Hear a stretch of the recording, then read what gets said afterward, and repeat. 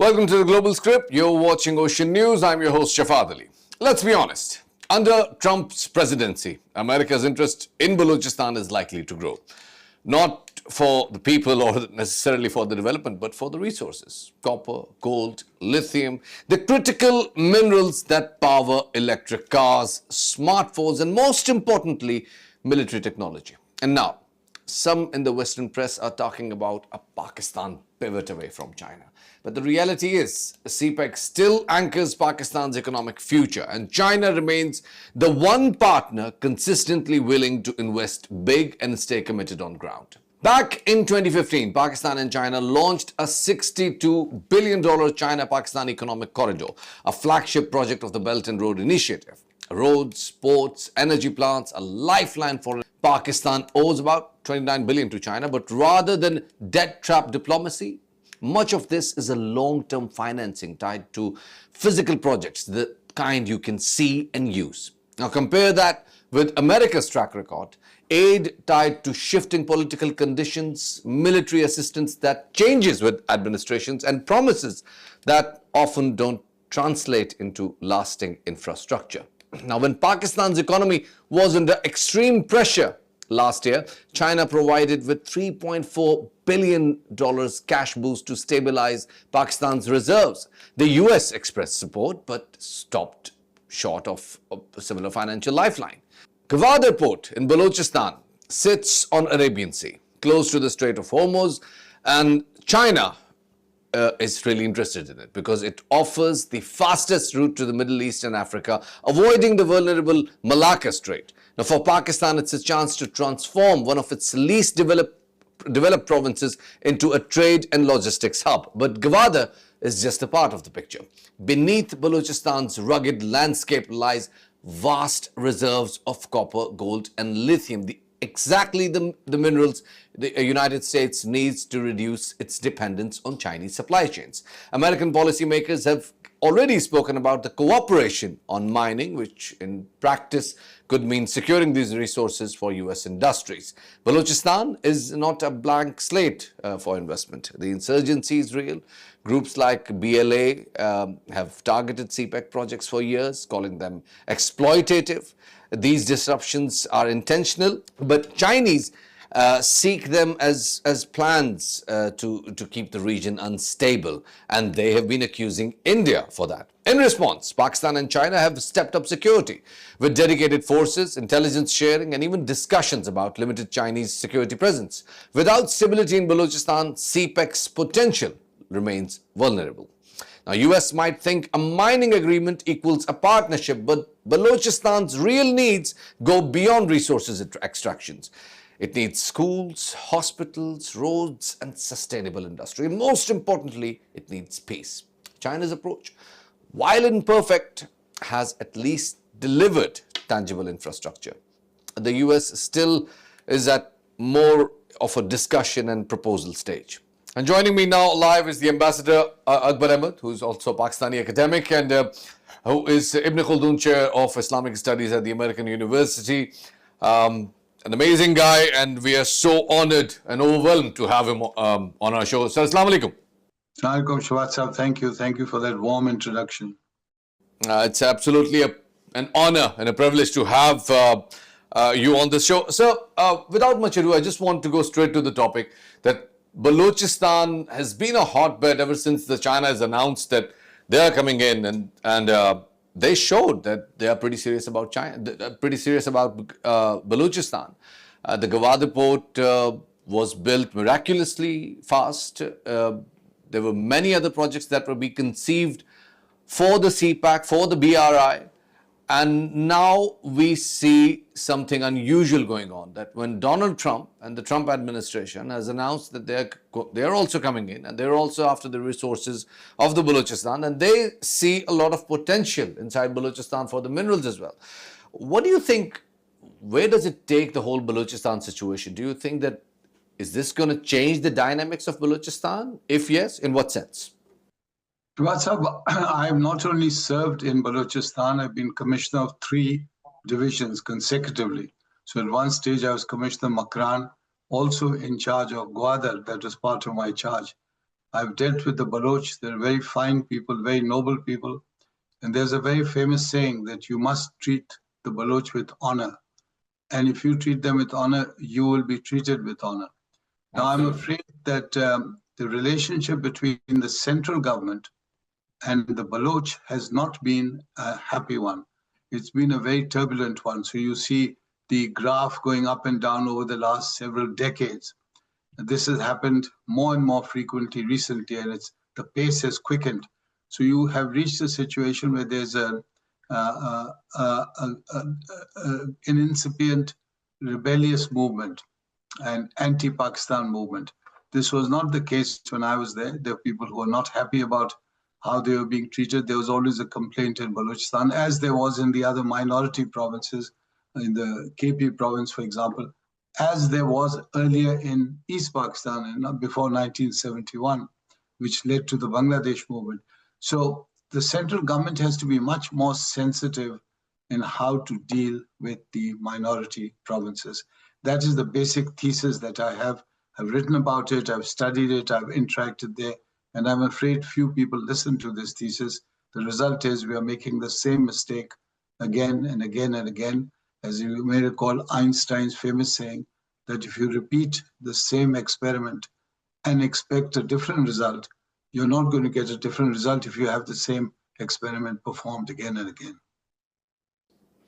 But the question still stays where it was. There have been not rumors now. There are people who are talking about it, that India and Israel, both together, have been investing in Balochistan. They have been sponsoring these separatist groups. They've been sponsoring terrorism in Balochistan, which has now been labeled as the international terrorist organizations by the United States themselves. Where do you think this whole change in global dynamics put Balochistan in? Well, the world we're living in, it's very important to understand the geopolitical situation in the world. So Balochistan suddenly acquires far greater significance than it normally had. Balochistan is a very important province of Pakistan. It's very important to understand. It's almost, 40% of Pakistan. And Pakistan will find it very difficult to survive without Balochistan. And Balochistan, if it breaks away, can thrive and flourish. So it's that important, and Pakistan needs to give much more importance and deal with it much more tactfully and give it the importance it deserves. Now, having said that, let me point out, in answer to your question, that we're living in a world of global politics. So suddenly you're seeing America being directly involved in making comments and interacting, intervening. In fact, China's involved because its big road project through Pakistan must end in Gwadar, the port of Gwadar. India is involved because then through these groups, it can squeeze Pakistan and create acts of violence and terrorism. Afghanistan may be involved across the border.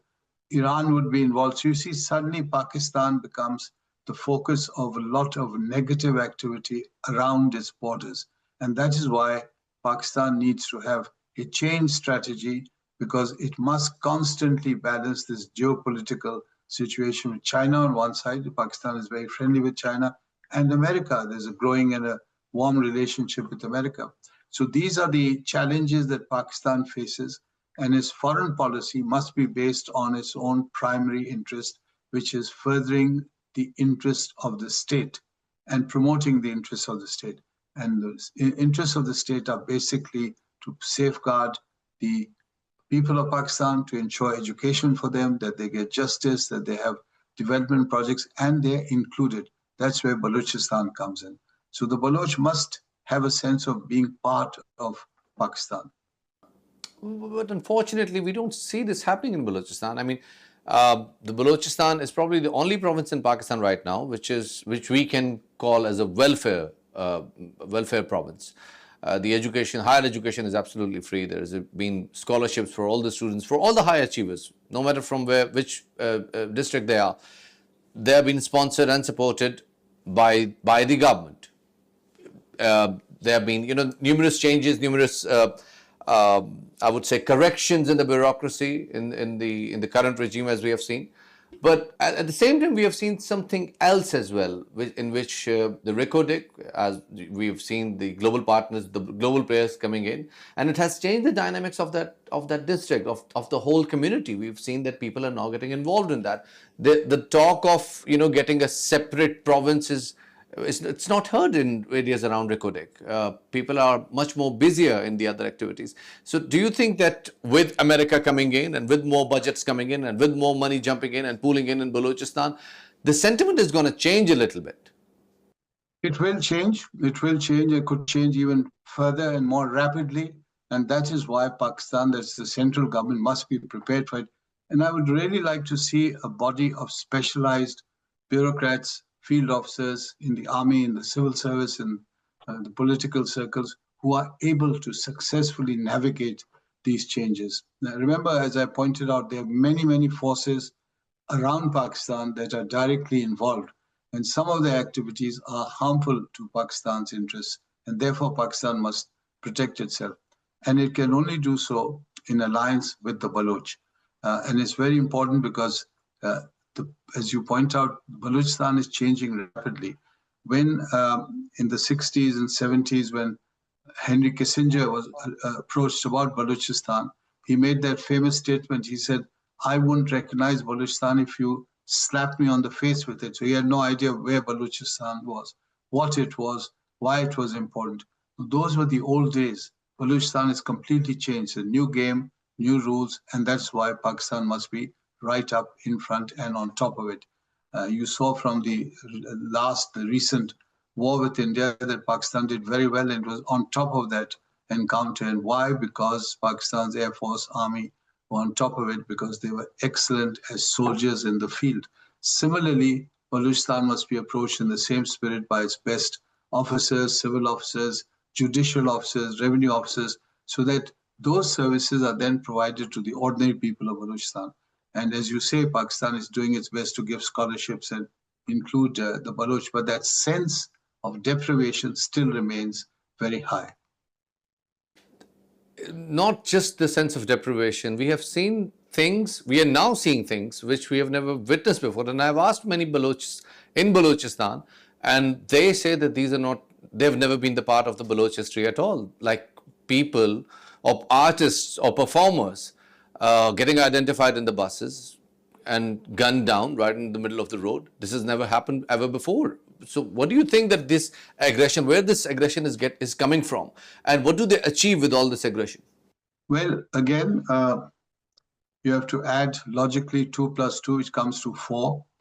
And you have to cut out those factors that are not responsible or you don't think are responsible for these violent actions. And then you know who's behind it. I'm very suspicious of these acts because I do not associate them with the Baloch.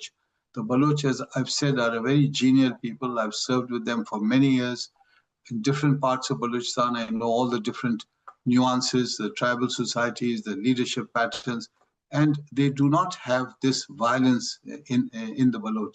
They don't have that sense, for example, among the Pashtuns, where you have the Pukhtunwali and you have the concept of revenge and violence. The Baloch don't. They have a Balochiyat, but it's more based in hospitality, in reaching out, in respect for women. And this shooting of passengers on trains and taking out passengers from buses and separating Punjabis and non-Punjabis and shooting them in cold blood, this is something very new. Therefore, we may come to the conclusion that if the Baloch are not directly involved in this, then obviously there is a hand which is a foreign hand, which is hostile to Pakistan, and that must be dealt with on a different level. But it must be dealt with because obviously it is poisoning the well. And when you're poisoning the well, then whoever drinks from that well is also affected by that poisoned water. Ambassador Akbar Saab, you have absolutely hit the nail on the head. But I want you to stay with us because we need to continue this discussion. It's time for a short break. Keep watching Ocean News.